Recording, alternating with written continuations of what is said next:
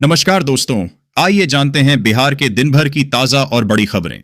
वही आपने अभी तक वीडियो को लाइक और चैनल को सब्सक्राइब नहीं किया, फटाफट से कर लीजिए। तेजस्वी यादव की बढ़ेगी मुश्किल। अब आरजेडी को हर दिन 5 डोज देगी सीएम नीतीश कुमार की पार्टी। बिहार में विधानसभा चुनाव होने वाला है और जेडीयू ने आरजेडी को घेरने के लिए एक नया प्लान बनाया है। सीएम नीतीश कुमार की पार्टी जेडीयू अब आरजेडी से महिला सशक्तिकरण को लेकर रोज 5 सवाल करेगी। इसकी शुरुआत मंगलवार 1 अप्रैल 2025 को कर दी गई। जेडीयू ने पहले दिन महिला शिक्षा से जुड़े 5 प्रश्न आरजेडी से किए और विश्वास जताया कि विपक्ष इसका जवाब पार्टी अवश्य देगी। बिगड़ी तबीयत के बाद लालू दिल्ली एम्स में भर्ती। उधर वक्फ बिल पर बिहार में सियासी संग्राम तय। राष्ट्रीय जनता दल राजद के अध्यक्ष और बिहार के पूर्व मुख्यमंत्री लालू प्रसाद को बुधवार को इलाज के लिए यहां अखिल भारतीय आयुर्विज्ञान संस्थान एम्स में भर्ती कराया गया। सूत्रों ने यह जानकारी दी। उन्होंने बताया कि 76 वर्षीय नेता को एम्स के हृदय रोग विज्ञान के प्रोफेसर डॉक्टर राकेश यादव के नेतृत्व वाले कार्डियो न्यूरो सेंटर की कार्डियो क्रिटिकल केयर यूनिट में भर्ती कराया गया है। सूत्रों के मुताबिक डॉक्टरों की एक टीम उनकी स्थिति पर नजर रख रही है। कुछ समय के लिए पटना के एक अस्पताल में भर्ती कराए जाने के बाद उन्हें रात करीब 9:35 पर इलाज के लिए यहां स्थित एम्स लाया गया। पटना में पत्रकारों से बात करते हुए उनके बेटे और राजद नेता तेजस्वी यादव ने कहा कि लालू प्रसाद की पीठ और हाथ पर घाव हो गए हैं, जिनका उन्हें दिल्ली में ऑपरेशन के जरिए उपचार होने की उम्मीद है। पूर्व उप मुख्यमंत्री तेजस्वी ने कहा, लालू जी दोपहर दिल्ली जाने के लिए हवाई अड्डा पहुंचे। मेरी मां राबड़ी देवी उनके साथ थीं। अचानक रक्तचाप में गिरावट देखी गई, जिसके बाद हम उन्हें पारस अस्पताल ले गए। बिहार में वक्फ संपत्ति विवाद। संशोधन बिल पर तेज हुई बहस। 3000 से अधिक प्रॉपर्टी पर संकट। पटना लोकसभा में वक्फ संशोधन बिल पास होने के बाद इस पर बहस फिर से शुरू हो गई है। बिहार में वक्फ संपत्तियों को लेकर भी चर्चा तेज हो गई है। राज्य में सुन्नी और शिया वक्फ बोर्ड के अधीन 3000 से ज्यादा संपत्तियां हैं। इनमें से कई संपत्तियां विवादित हैं, जिनके मामले वक्फ ट्रिब्यूनल और पटना हाईकोर्ट में चल रहे हैं। इस बिल का खानकाह मुनोमिया, पटना सिटी और इमारत ए शरिया ने विरोध किया है। उनका कहना है कि इस बिल से वक्फ की संपत्तियों के गलत इस्तेमाल होने का खतरा है। बिहार जमीन के म्यूटेशन के नाम पर हो रही वसूली से भूमि राजस्व मंत्री परेशान। कार्रवाई के दिए निर्देश। पटना बिहार में जमीन के म्यूटेशन, दाखिल खारिज के नाम पर हो रही वसूली से भूमि राजस्व मंत्री संजय सरावगी परेशान हैं। उन्होंने ऐसे अंचलाधिकारियों पर कार्रवाई करने का आदेश दिया है जो छोटे मोटे कारणों से लोगों के आवेदन रद्द कर रहे हैं। पिछले 6 महीनों में दाखिल खारिज के मामलों में खराब प्रदर्शन करने वाले अधिकारियों पर भी कार्रवाई होगी। मंत्री संजय सरावगी ने यह भी कहा कि लोग दाखिल खारिज के लिए आवेदन करते समय अपना ही मोबाइल नंबर डालें। पटना में नया लिंक रोड। आयकर चौराहा से जेपी पथ तक जाम से मुक्ति। एलिवेटेड सड़क का होगा निर्माण। पटना शहर को जाम से मुक्ति दिलाने के लिए एक और नया रास्ता बनाया जाएगा। यह रास्ता आयकर चौराहा से सीधे जेपी पथ तक जाएगा। मंदिरी नाले पर 2 लेन की सड़क बनेगी। बांस घाट से जेपी गंगा पथ तक एलिवेटेड सड़क बनेगी। मुख्यमंत्री नीतीश कुमार ने इस संपर्क पथ को तेजी से पूरा करने का आदेश दिया है।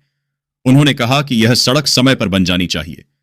मुख्यमंत्री ने सड़क निर्माण कार्य का निरीक्षण किया और कई निर्देश दिए ताकि लोगों को जल्द ही जाम से राहत मिल सके और इलाके का विकास हो। जमुई में युवक ने साइबर ठग को उल्टा फंसाया। 1550 रुपए ऐंठे जमुई। जमुई में एक अनोखा मामला सामने आया है। यहां एक युवक ने साइबर अपराधी को ही ठग लिया। साइबर अपराधी ने युवक को डराकर 1550 रुपए ऐंठे।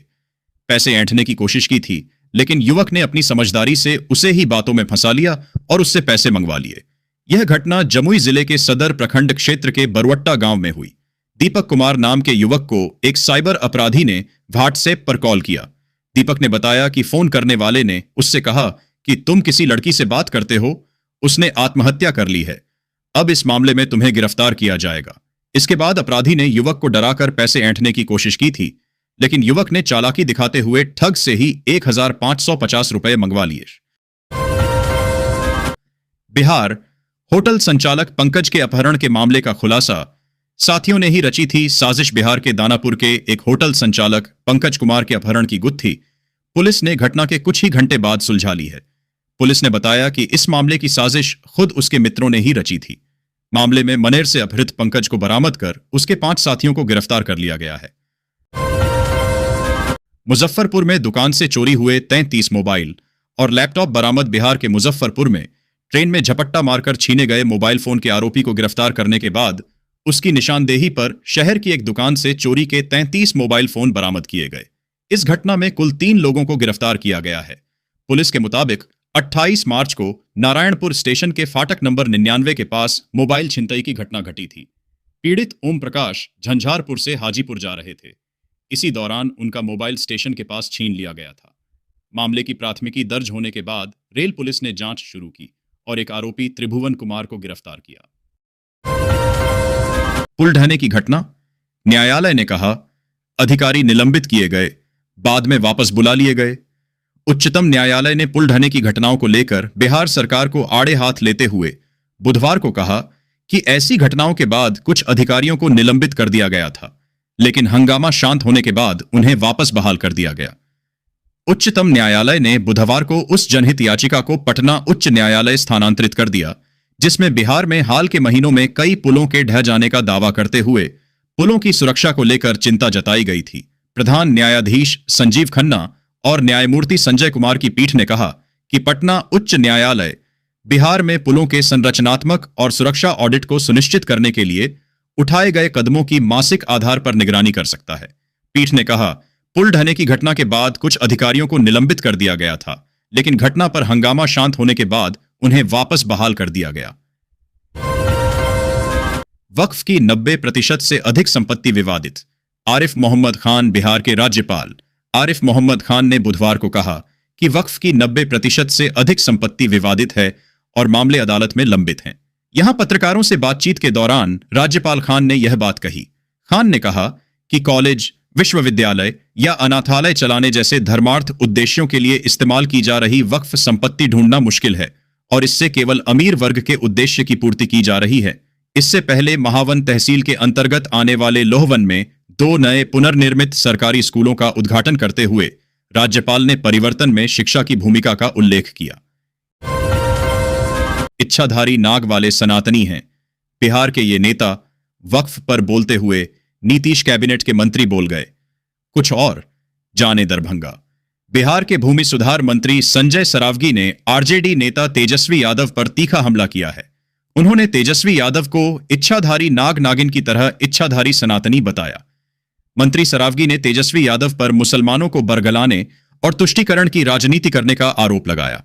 उन्होंने वक्फ संशोधन बिल को मुसलमानों के हित में बताया। यह सब लोकसभा में वक्फ संशोधन बिल पर चर्चा के दौरान हुआ। वक्फ बिल पर बोलते बोलते बाप दादा पर पहुंच गए पप्पू यादव। राजा महाराजाओं को भी नहीं छोड़ा। पूर्णिया, नई दिल्ली। बिहार के पूर्णिया से सांसद पप्पू यादव ने लोकसभा में वक्फ संशोधन बिल पर भाषण देते हुए हंगामा खड़ा कर दिया।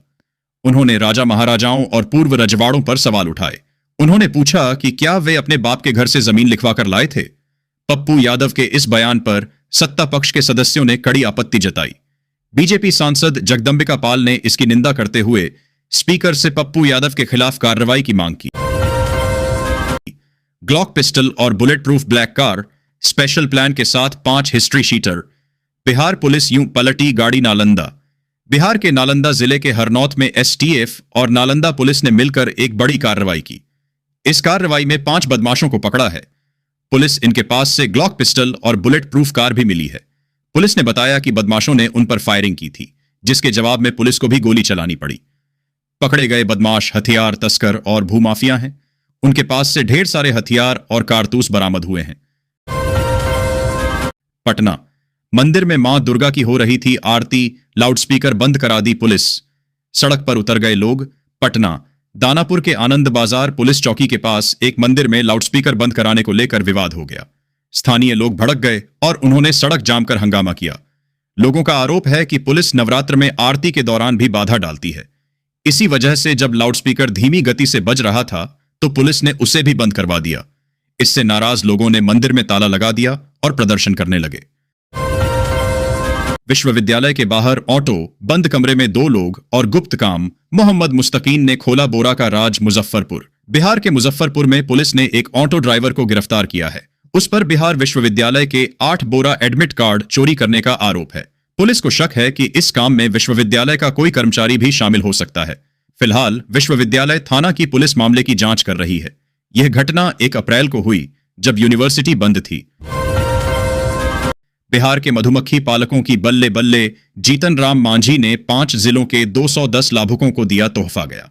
बिहार में हनी मिशन को गति देने की दिशा में कार्य करते हुए केंद्रीय सूक्ष्म, लघु एवं मध्यम उद्यम मंत्री जीतन राम मांझी ने राज्य के 5 जिलों के मधुमक्खी पालकों को रविवार को किट प्रदान किए।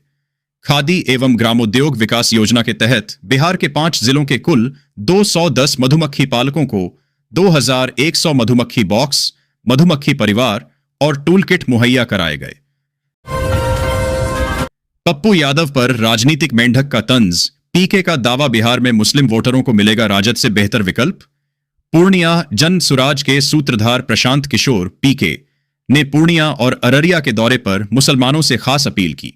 उन्होंने कहा कि मुसलमान भाजपा के डर से राष्ट्रीय जनता दल राजद को वोट देते हैं, लेकिन आने वाले विधानसभा चुनाव में उन्हें जन सुराज के रूप में एक बेहतर विकल्प मिलेगा।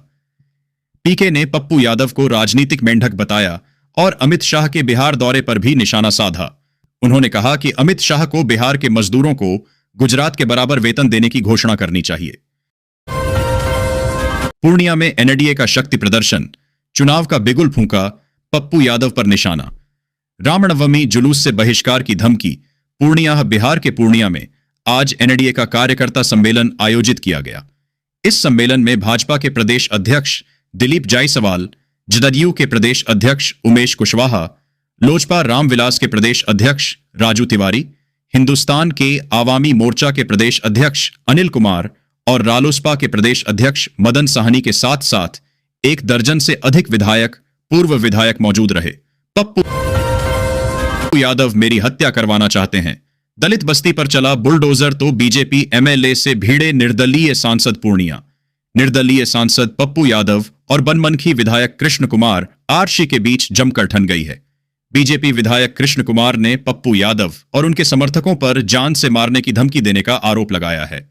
यह विवाद बनमनखी थाना क्षेत्र के हरमुढ़ी में प्रशासन सरकारी जमीन से अतिक्रमण हटाने पहुंची थी।